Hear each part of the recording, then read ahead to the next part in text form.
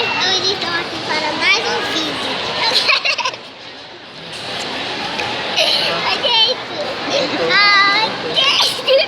Para produção de risco. Produção de risco. Então, meninas, porque amanhã não pode ver nada.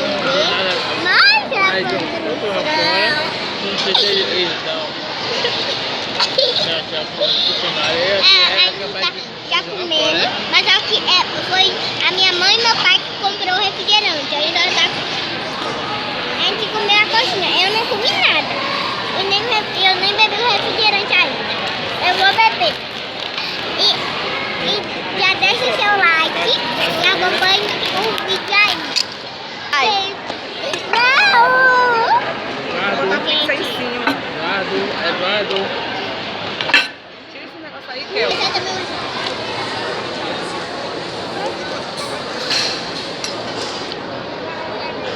Olha a passadinha do gente. Aí, eu tô gostando muito.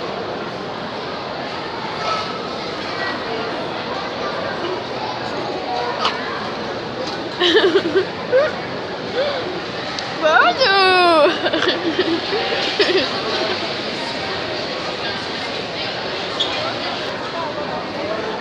Você, viu?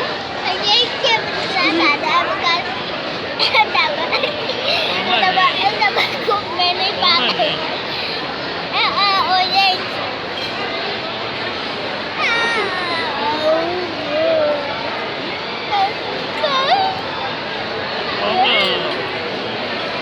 Tá com coxinha melhor?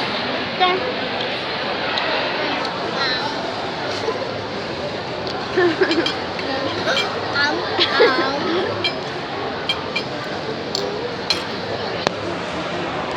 Nós vai depois.